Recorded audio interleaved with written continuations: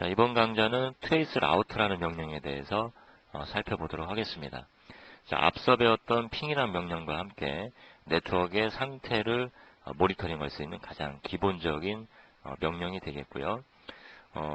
traceRouter를 사용하는 목적을 본다면 출발지에서 목적지까지 경유하는 각 구간에 대한 네트워크의 상태와 응답 속도를 필요로 할 때 traceRouter를 사용한다고 볼 수가 있습니다.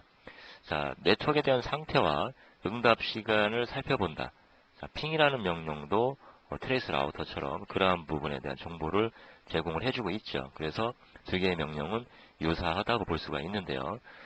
좀 다른 측면으로 살펴본다면, 자, ping이라는 명령은 로컬호스트에서 원격에 있는 시스템까지를 놓고 볼 때 이 원격 호스트에 대한 접근 가능성이 있는 거냐 없는 거냐 그런 부분에 대해서 판단을 할 수 있게 하는 거고요. 그 다음에 원격 호스트까지 갔다가 다시 로컬 시스템으로 오는 이 왕복하는데 얼마의 시간이 걸리느냐, 이런 두 가지 측면을 보여준다고 볼 수가 있고요.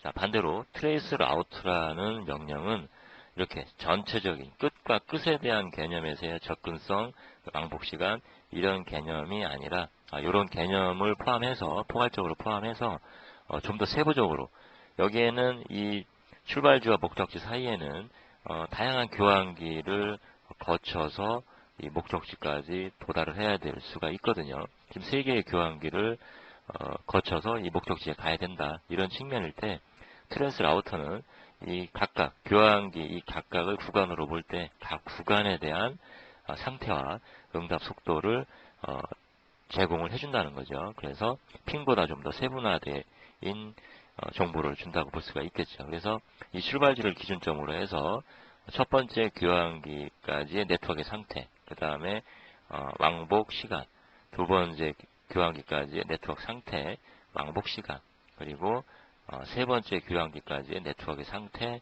그리고 왕복하는 데 걸리는 시간, 이렇게 각 구간에 대한 정보를 제공을 해주게 됩니다. 자, 그래서 특정 시스템에 접속하는 것이 불가능하다.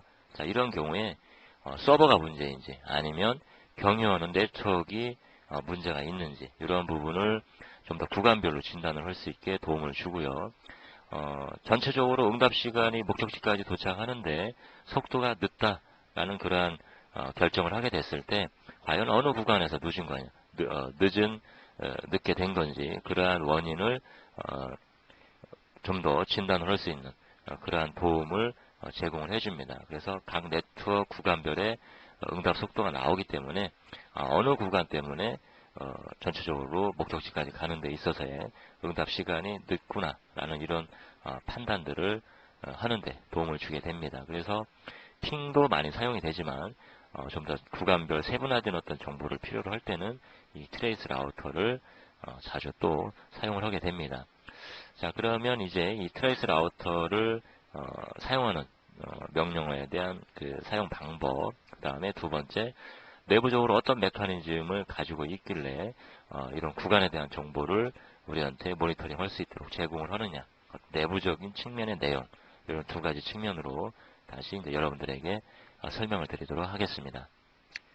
자, traceRouter 명령을 사용할 때는 핑과 같이 간단한데요. traceRouter 명령을 입력하고요.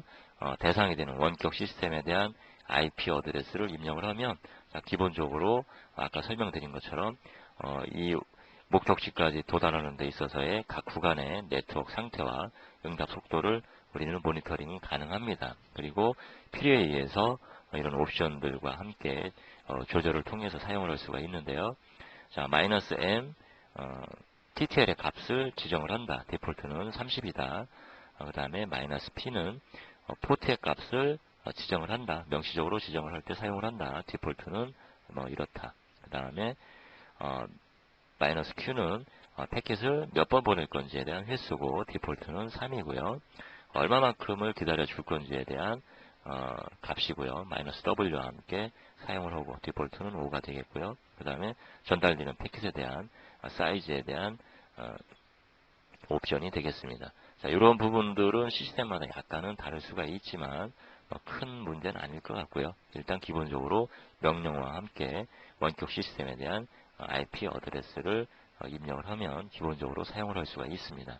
자, 여기에 있는 TTL이라든가 포트 번호 이런 것들이 왜 필요한지 이 부분은 이제 지금부터 설명드릴 어떠한 메커니즘에 의해서 이렇게 구간에 대한 상태와 응답 속도를 제공하느냐 그 설명을 드리게 되면 좀 이해가 가실 것 같습니다. 자, 이제 그 부분에 대한 설명을 드려보도록 하죠. 자, 트레이스 라우터 명령의 내부 메커니즘을 이해하기 위해서는 TCP/IP 프로토콜 중에서도 ICMP라는 프로토콜을 유념해서 여러분들이 이해를 하셔야 되는데요. 이 ICMP 프로토콜은 이전에 설명해서 TCP/IP를 설명을 할 때 OSI 7 레이어로는 네트워크 계층이고요. TCP/IP 측면에서는 인터넷 계층이죠. 라우팅을 담당하는 그 계층 중에 ICMP라는 프로토콜이 있었죠. 그래서 그 ICMP 프로토콜과 연관을 갖는 명령어이고 유틸리티가 됩니다. 이전에 핑이라는 명령도 ICMP 프로토콜에 의해서 움직여지는 그런 명령이라고 설명을 드렸었는데 추가적으로 이 트레이스 라우터도 ICMP와 연관이 있다라는 거고요. 자, 그래서 ICMP 프로토콜에서 이전에 설명을 했지만 이전에 했던 내용의 반복 플러스 부수적으로 추가적인 내용을 여러분들이 전달을 좀 하고 그 다음에 트레이스 라우터 측면으로 넘어가 보도록 하죠. 자, 보시죠.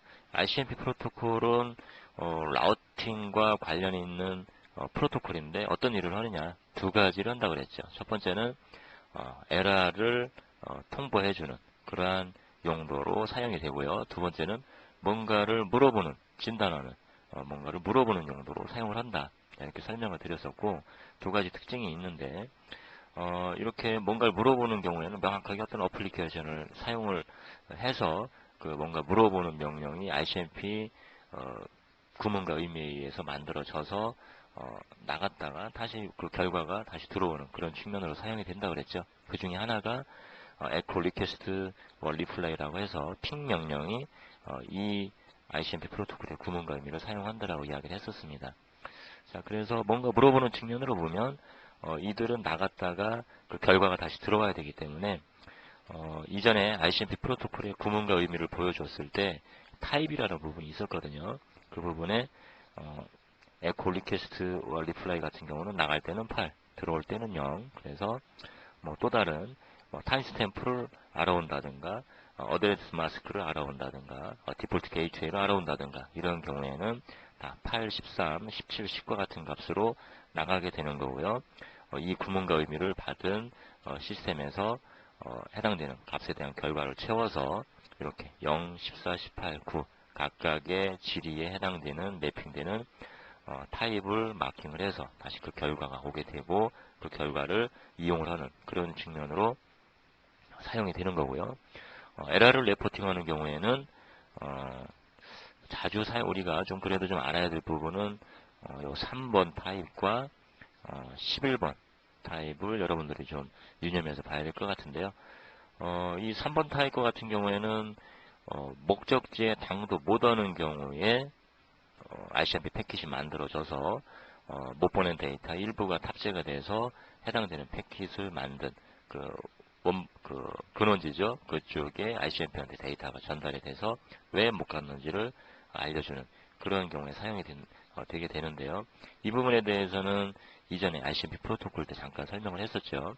네트워크가 끊어져서 주고 싶어도 못 준다든가 아니면 해당되는 호스트까지는 전달이 됐지만 TCP나 UDP로 데이터를 주려고 했더니 그 계층의 프로토콜이 제대로 구성이 안 돼 있더라. 그래서 특정한 프로토콜이 제대로 구성이 안 되어 있기 때문에 목적지에 못 간다라는 이유로 패킷이 ICMP 패킷을 통해서 다시 전달이 될 수도 있는 거고요. 그 다음에 UDP까지는 데이터가 전달이 됐는데 UDP가 정확한 그 어플리케이션을 찾아가기 위해서는 포트를 가지고 응용 프로그램을 식별한다고 그랬는데 해당되는 포트를 갖는 응용 프로그램이 있는지를 봤더니 없다. 이런 경우에 주고 싶어도 못 주는 거죠. 목적지라는 거는 실제 해당되는 시스템에 떠있는 어플리케이션이기 때문에 그 어플리케이션을 주고 싶어도 해당되는 포트가 없어서 그 응용 프로그램을 구별할 수가 식별할 수가 없기 때문에 못 주게 되는 경우, 그런 경우 ICMP 구문과 의미가 만들어져서 못 보내게 된 이유, 특정한 포트가 없다. 이런 부분으로 다시 그 해당되는 패킷을 만들었던 그 출발지로 ICMP 패킷을 전달을 한다. 뭐 이런 부분으로 이전에 설명을 드렸었습니다. 자, 그 부분이 타입으로는 3인 거고요. 데스티네이션에 당도하지 못한다라는 ICMP 오류 통보에 대한 그 에러가 통보되는 여러 이유 중에 하나인 거죠. 자, 그래서 이런 3번과 같은 게 있고요. 11번과 같은 에러는 어느 경우에 발생이 되느냐? 시간이 초과됐다는 부분인데요. 이 부분은 출발지를 통해서 만들어진 패킷이 네트워크를 통해서 무한대로 반복적으로 패킷이 루팅되는 것을 막기 위해서 만들어진 안전장치라고 볼 수가 있는데요. 어떤 시간적인 개념이 우리가 생각하는 그런 측면은 아니고요. 어느 경우에 시간이 초과가 됐다고 하느냐, 그 부분은 여기서 설명을 했던 TTL이라는 용어와 함께 맞물려서 생각을 하셔야 되는데, 자, 네트워크 계층에서 라우팅을 하는 대장은 IP 프로토콜이죠. 그래서 IP 프로토콜의 구문과 의미 안에는 이 TTL이라는 값이 있습니다. Time to Live의 약자고요. 여기에는 시간이 초과됐다는 것과 같은 의미를 갖습니다. 자, 이 출발지에서 만들어진 패킷은 이제 목적지로 전달이 돼야 되겠죠. 자, 근데 목적지로 여러 개의 교환기를 거쳐서 해당되는 목적지, 가장 효율적인 경로로 찾아가야 되는데 아무리 떠들어다녀도 그 목적지를 찾을 수 없는 경우가 발생이 될 수가 있습니다. 자, 그렇다면 여기서 한번 만들어진 이 패킷은 목적지를 못 찾는데도 불구하고 계속해서 이 네트워크망을 떠돌아다녀야 되는 거냐? 이 부분에서 이제 어떤 효율성에 대한, 퍼포먼스에 대한 부분이 가만히 돼서 이렇게 에러를 일부러 유발을 시켜서 시간이 초과됐다라는 이런 측면으로 유도하는 안전장치가 있는 거죠. 자, 어떠한 메커니즘이냐면 이 라우팅의 근간이 되는 이 IP 프로토콜의 구문과 의미에는 TTL이라는 값이 있고요. 이 TTL은 이 라우터를 하나씩 거쳐갈 때마다 일씩 감소가 됩니다. 뭐 예를 들어서 처음에 패키지 만들어질 때 IP 프로토콜 안에 TTL 값이 30으로 배정이 됐었다. 자, 그러면 이 패킷이 전달돼야 될 목적지, 요리로 가면 가장 효율적인 경로다. 이런 판단이 돼서 이쪽으로 전달을 했다. 이렇게 전달이 되는 과정에서 30이라는 TTL 값은 마이너스 1이 감소한다는 거죠. 그래서 이쪽에 있는 라우터가 이 패킷을 받아봤을 때 이 안에 있는 IP 프로토콜 안에 있는 TTL 값은 29가 된다는 거죠. 자, 이래서 목적지를 찾아가기 위해서 이 라우터들을 건너갈 때마다 마이너스 1씩 TTL 값은 감소합니다. 자, 어느 시점에 해당되는 패킷을 받았는데, 자, 이 패킷을 어디로 보내주는 것이 가장 효율적인가? 이 판단을 하기 전에 이 IP 프로토콜에 있는 구문과 의미 중에 TTL에 있는 값을 봤을 때 이 값이 0 값을 가지고 있었다. 자, 이렇다면 TCP/IP에서는 그것은 시간이 초과됐다라고 판단을 한다는 거죠.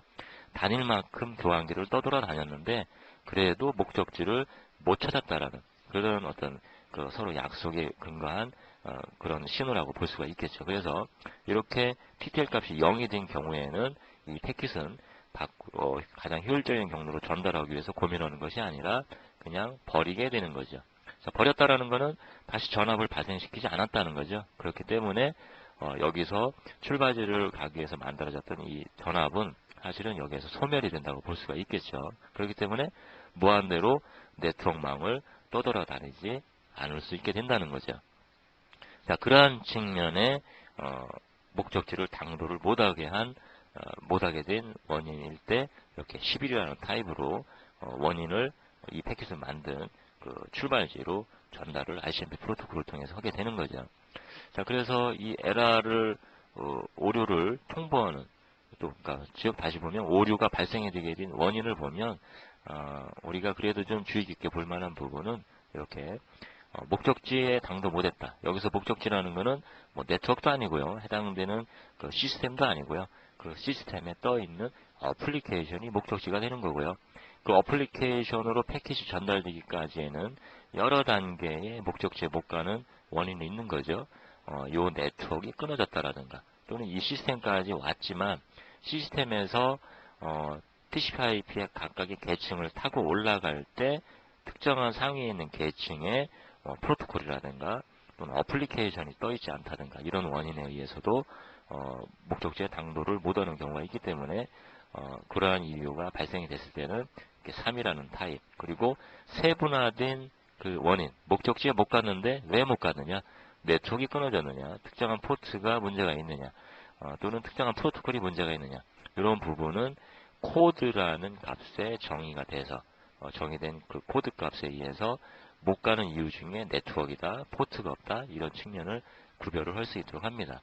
자, 그래서 이런 구조는 전에 ICMP 프로토콜을 보시면 그 부분에 타입도 있고요. 옆에 코드 부분도 있을 겁니다. 8개의 고정적인 ICMP 그 구문과 의미 안에 타입과 코드가 자리 잡게 되어 있는데요.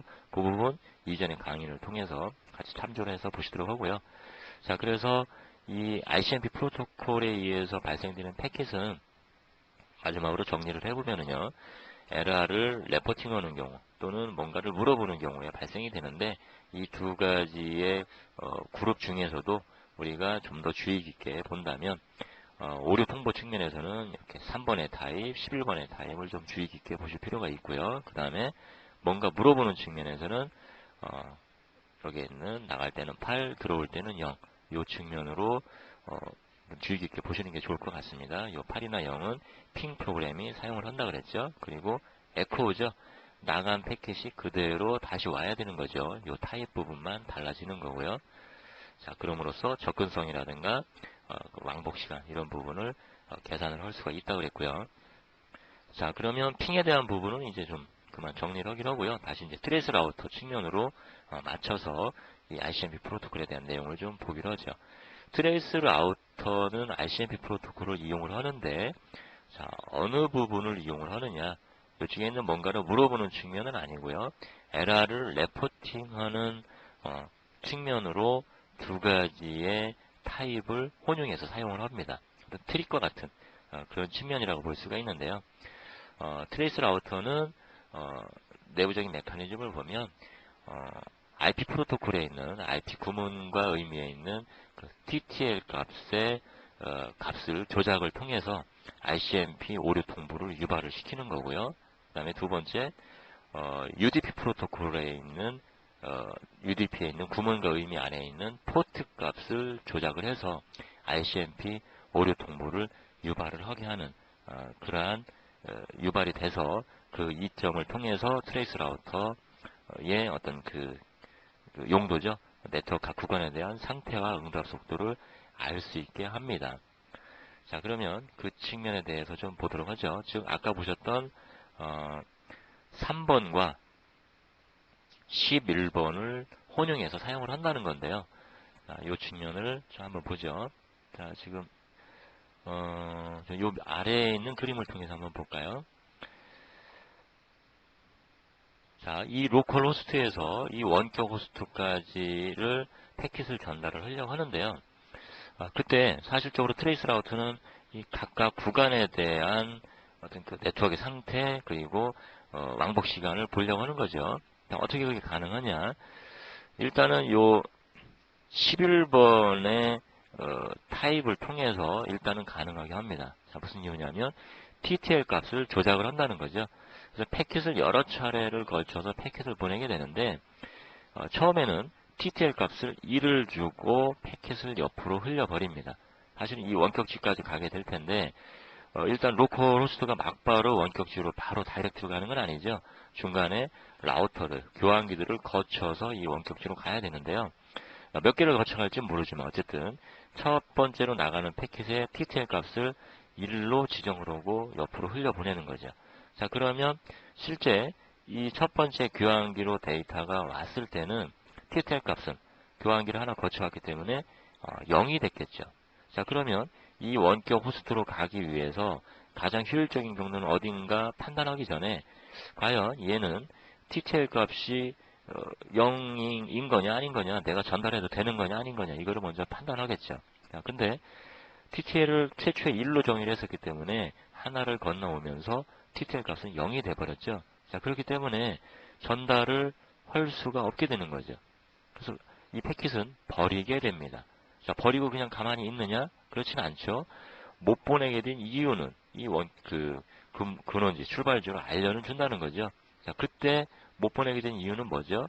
TTL 값이 0이기 때문에 못 보내게 된 거죠. 그건 뭐냐면 시간이 초과됐다라는 요 11번의 타입을 갖게 된다는 거죠. 자, 그래서 ICMP 패킷이 전달이 되게 됩니다. 자, 그러면 다시 온 거죠. 이때 출발 때의 시간, 다시 이 패킷이 여기에 있는 11번이라는 타입을 달고 ICMP 패킷이 왔을 때, 도착했을 때의 시간, 이 출발 때와 도착했을 때의 시간, 이 두 개를 보면 왕복에 대한 시간을 우리는 판단을 할 수가 있다는 거죠. 어디까지의 왕복? 이 원격 호스트까지가 아니라 원격 호스트를 가는 데 있어서의 거치게 되는 이 교환기죠. 첫 번째 교환기까지를 이 로컬 호스트에서 첫 번째 교환기까지 갔다가 오는데 걸리는 왕복 시간을 우리는 알게 된 거고요. 그때의 네트워크 상태도 우리는 알게 된 거죠. 자, 이런 부분을 기본적으로 3번을 하게 된다는 거고요. 자, 그 다음에 TTL 값을 그 다음에는 이 값을 주는 거죠. 자, 그러면 요리로 왔을 때 TTL 값은 1이었겠죠. 옆으로 다시 전달이 가능하죠.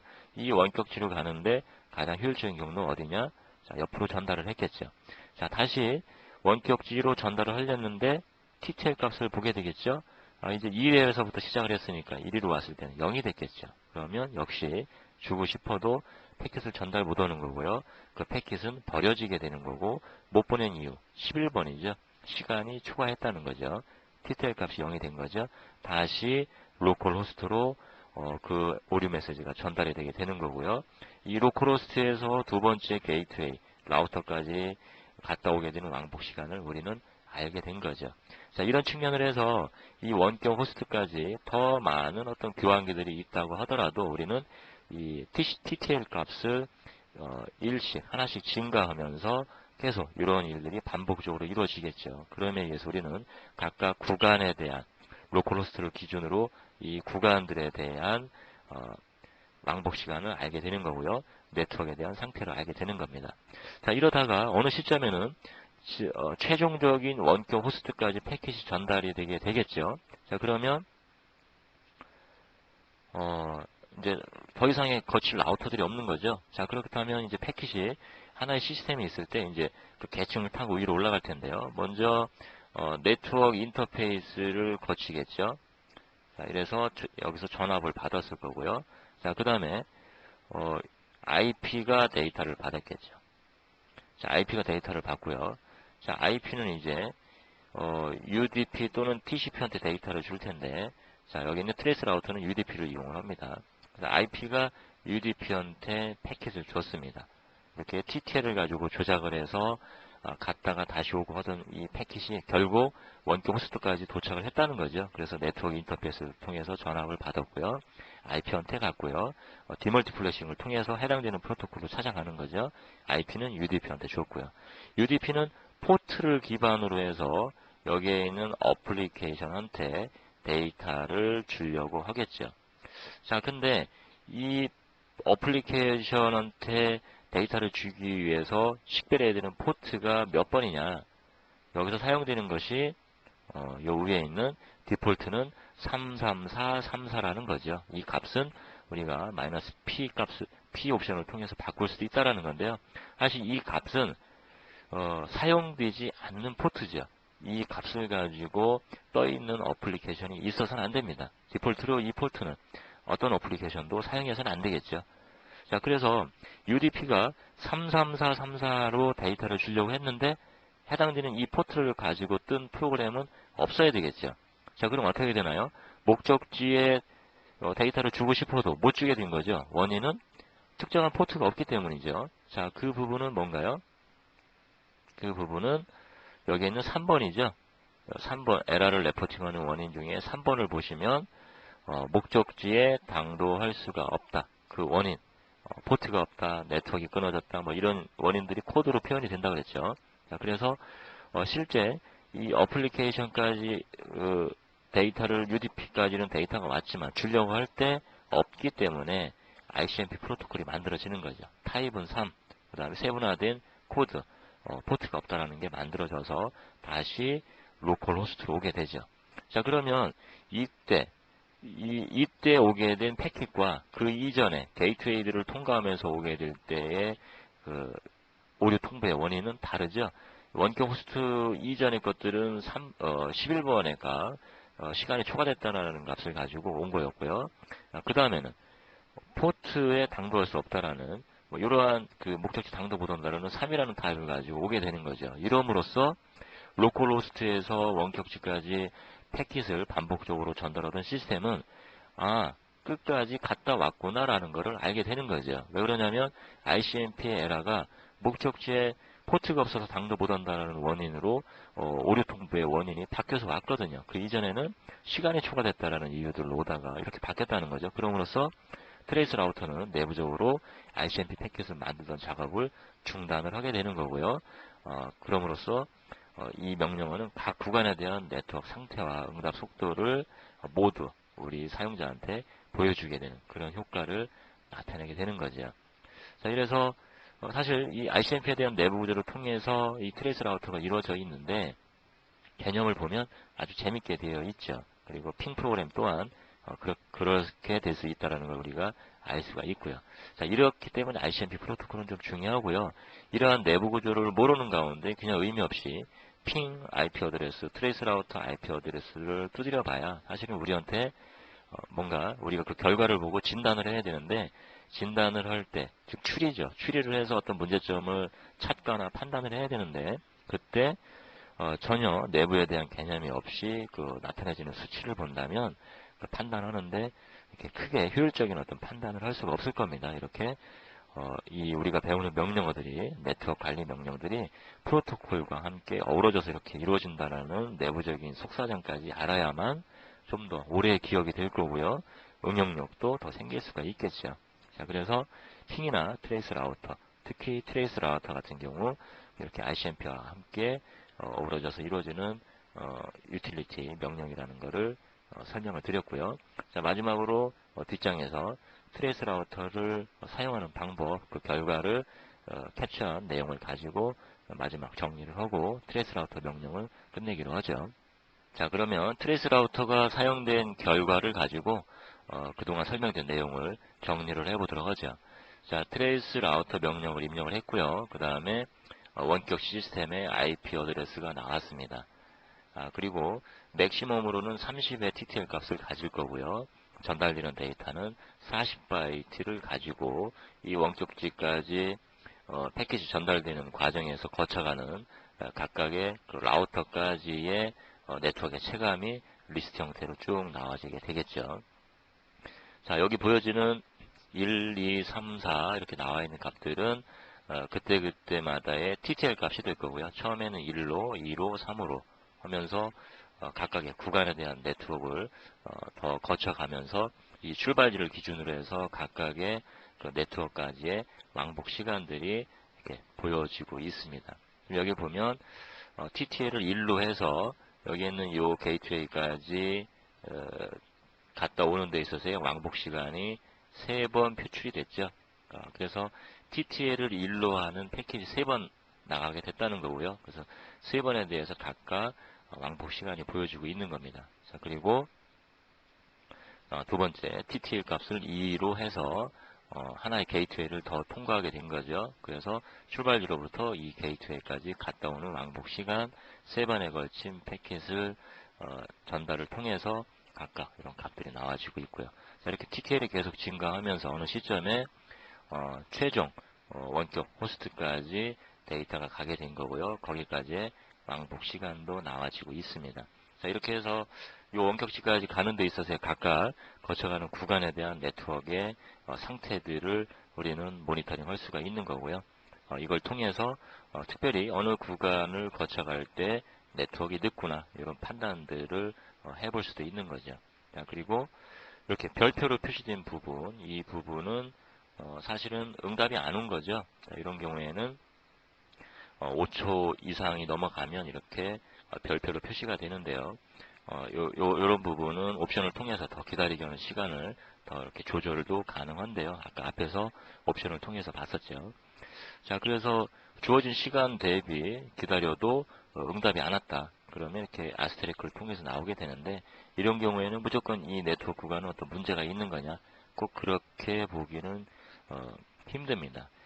우리 서비스 측면에서 보면 이 ICMP 프로토콜을 통해서 해킹의 소지로 많이 활용이 되고 있기 때문에, 사실 인터넷에서 서비스를 하는 시스템들은 대부분 어떤 면에서는 이 ICMP 프로토콜에 대한 그 서비스를 일부러 차단을 하는 경우가 많이 있습니다. 자, 그런 경우에 이렇게 어떤 그 네트워크에 대한 상태를 모니터링 할 때 응답이 제대로 안 나와질 수도 있는데, 그럴 때마다 이거 무슨 문제가 있네, 핑을 때렸더니 응답이 안 온다, 접근성에 대해서 무슨 문제가 있는 거냐, 항상 이렇게 볼 수는 없다는 거죠. 일부러 서비스를 막아놓을 수도 있기 때문에. 자, 그래서 특히나 트레이스 라우터 같은 경우에는 이런 거쳐가는 각각의 라우터에 대한 어떤 그 네트워크에 대한 상태를 모니터링하는 용도로 좀 보시는 것이 좋을 것 같고요. 요 7번이나 17번의 TTL을 가지고 간 요 게이트웨이 무슨 문제가 있다, 이런 측면으로 판단하는 것은 좀 성급하다는 생각이 좀 들 수가 있습니다. 각 구간에 대한 어떤 체감을 보는 용도로 사용하시는 것이 좋을 것 같습니다. 자, 이렇게 해서 트레이스 라우터에 대한 사용 방법, 내부적인 개념 설명을 드렸고요. 그리고 트레이스 라우터를 사용을 해서 나온 결과를 가지고 판단하는 방법도 간단히 설명을 드렸습니다. 지금 보여지는 이런 왕복을 할 때 횟수라든가 전달되는 사이즈, 맥시멈의 TTL 값, 이런 부분들은 다 옵션을 통해서 변경이 가능하죠. 디폴트 값이 있고요. 이런 부분들은 필요에 의해서 여러분들이 조절을 하는 거고요. 어쨌든 그럴 경우에만 옵션을 통해서 여러분들이 용도에 맞게 사용을 하시면 될 것 같습니다. 자, 그러면 다음으로 넘어가 보도록 하겠습니다.